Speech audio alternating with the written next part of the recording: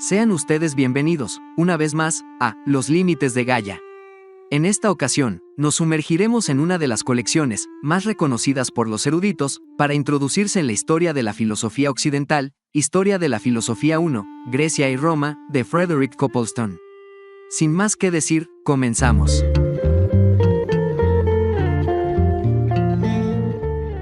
Sinopsis.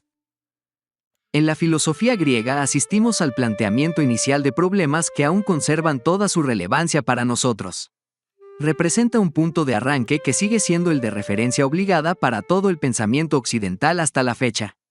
Roma fue el primer eslabón que, aunque parezca pobre en comparación con la filosofía de los griegos, abrió ríos caudalosos que luego han ido elaborando y profundizando sus aguas generación tras generación. Análisis. Historia de la Filosofía 1, Grecia y Roma, es el primer volumen del extenso compendio sobre la historia de la filosofía occidental, elaborado por el sacerdote inglés y uno de los considerados mejores historiadores de la filosofía de los últimos tiempos, Frederick Coplestone, y está bien, bastante bien. Este intento de análisis, entre comillas, no lo será ni en el intento.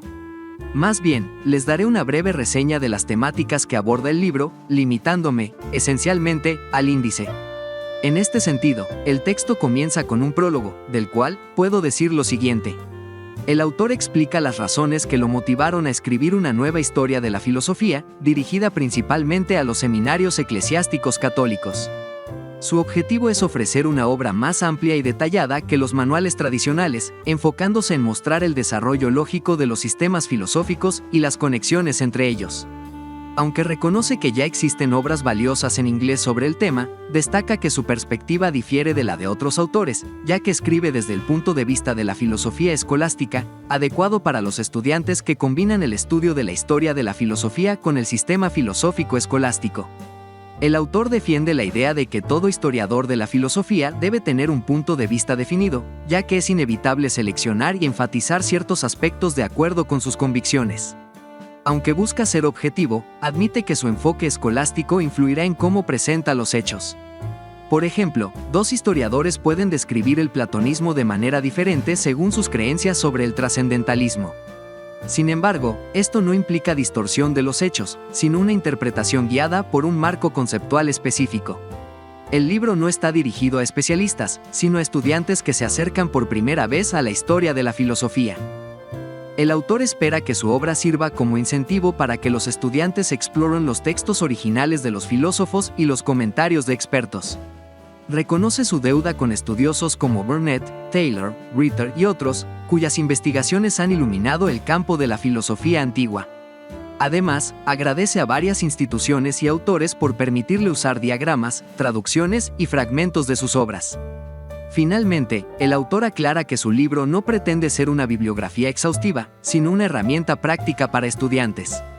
Incluye apéndices con abreviaturas, obras recomendadas y referencias útiles, pero deja claro que una bibliografía completa sería demasiado extensa para este tipo de obra. Su principal objetivo es ofrecer una exposición clara y coherente de la historia de la filosofía, adaptada a las necesidades de sus lectores principales. En resumen, el autor busca llenar un vacío en la literatura filosófica dirigida a estudiantes católicos, combinando rigor histórico con una perspectiva escolástica que facilite la comprensión del desarrollo filosófico a lo largo del tiempo.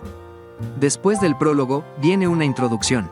En esta, el autor, en primer lugar, plantea una respuesta a la pregunta de por qué estudiar la historia de la filosofía. En síntesis, se puede resumir en lo siguiente. El conocimiento de la historia de la filosofía es esencial para toda persona culta, ya que no solo permite comprender el desarrollo del pensamiento humano, sino también su impacto en la cultura y la sociedad.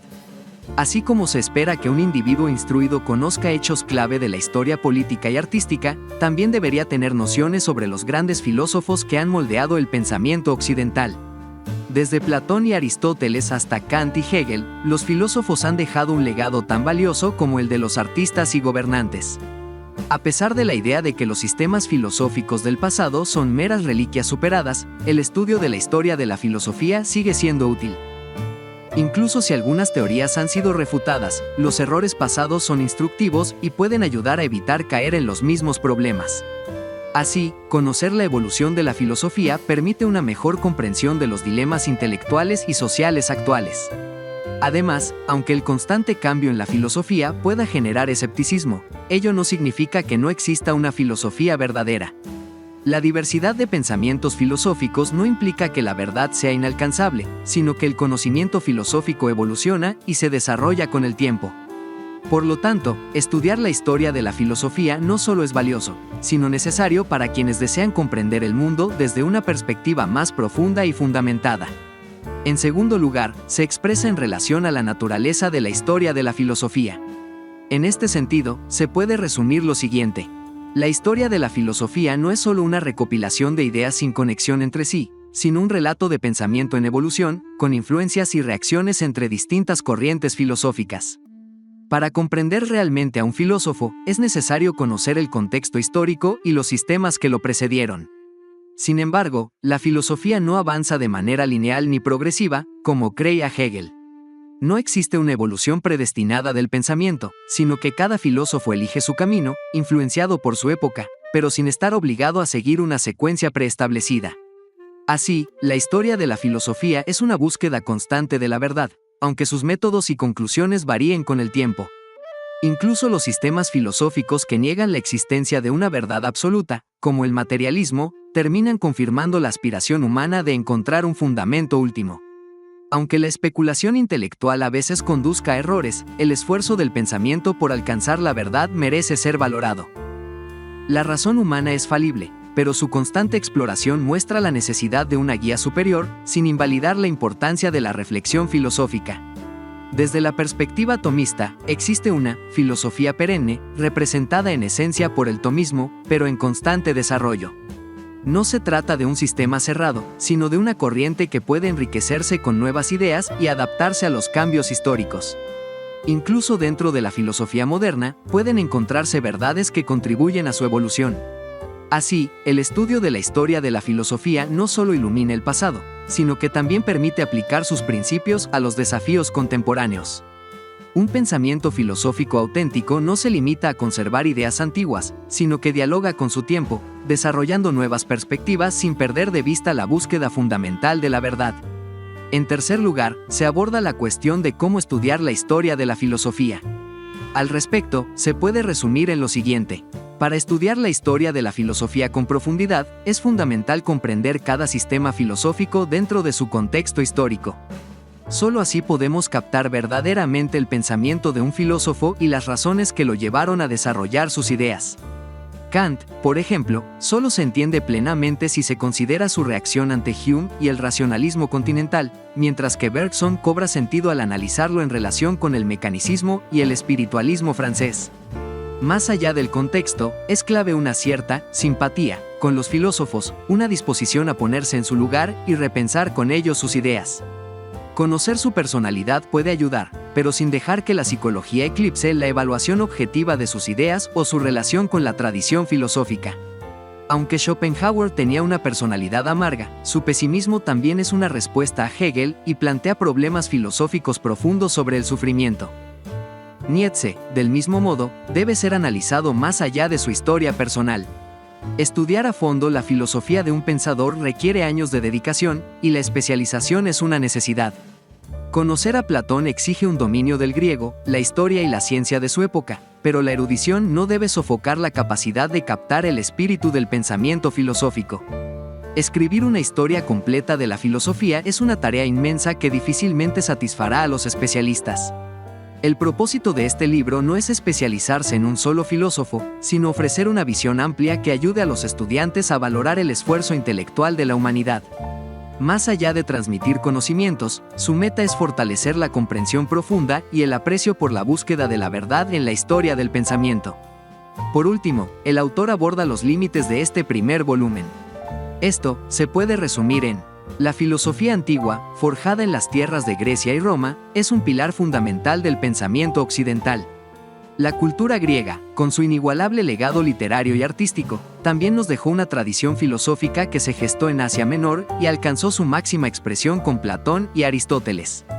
A través del tiempo, su influencia se extendió hasta el neoplatonismo, moldeando el pensamiento cristiano. En sus orígenes, la filosofía griega abordó cuestiones que siguen siendo relevantes hoy en día, y aunque su visión pueda parecernos ingenua, sigue siendo un símbolo de la grandeza intelectual europea. El espíritu filosófico griego surgió con vigor y originalidad, como su arte y su literatura. Aunque algunos historiadores han intentado atribuir sus ideas a influencias orientales, es fundamental reconocer que la mente humana, independientemente de su lugar de origen, es capaz de llegar a conclusiones similares ante experiencias semejantes. Si bien la historia y la crítica son esenciales para el análisis filosófico, sus conclusiones deben basarse en evidencias y no en suposiciones infundadas. Por otro lado, la filosofía romana, aunque derivada en gran parte de la griega, no alcanzó su esplendor. Roma brilló en el derecho y la política, pero en el campo de la especulación filosófica quedó a la sombra de sus predecesores helénicos. Sin embargo, figuras como Séneca, Marco Aurelio y Epicteto ofrecieron enseñanzas que, aunque limitadas, siguen siendo valiosas. Conocer el pensamiento de la época es clave para comprender el contexto intelectual en el que se desarrolló el cristianismo, así como la influencia de filósofos como Plotino en figuras fundamentales como San Agustín. Así, la filosofía antigua no solo es un legado de reflexión, sino un espejo en el que aún podemos encontrar preguntas y respuestas que nos interpelan en la actualidad. Pasando, ahora sí, al cuerpo del texto, se abordará, en la primera parte, a la filosofía presocrática. En este sentido, nos sumergiremos en el pensamiento de Tales, Anaximandro y Anaxímenes. Después, se seguirá con la sociedad pitagórica, Parménides y de Meliso, Zenón, Empédocles, Anaxágoras, los atomistas. La segunda parte corresponde al periodo socrático.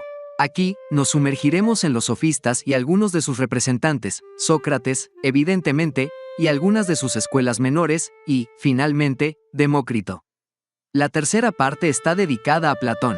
Aquí, además de abordarse la vida y obra de este filósofo griego, se revisará su teoría del conocimiento, particularmente, en lo referente a que el conocimiento no es la percepción sensible, el conocimiento no es simplemente el juicio verdadero, el conocimiento no es el juicio verdadero más una razón, y el verdadero conocimiento.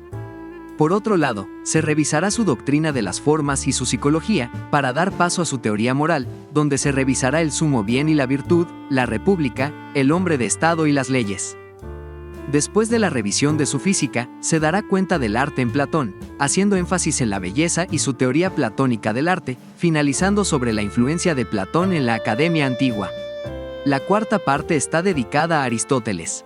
Después de una breve revisión sobre la vida y obra de este filósofo griego, nos sumergiremos en su lógica, su metafísica, su filosofía de la naturaleza y su psicología, su ética, su política y su estética, particularmente en su idea sobre la belleza, las bellas artes en general, la tragedia y los orígenes de esta y la comedia. Por último, el quinto apartado está dedicado a la filosofía postaristotélica. Aquí, se abordará el estoicismo antiguo, mediante la revisión de Zenón de Cito, la lógica y la cosmología de la Estoa, y la ética estoica. Se revisará el epicurismo, con su canónica, su física y su ética.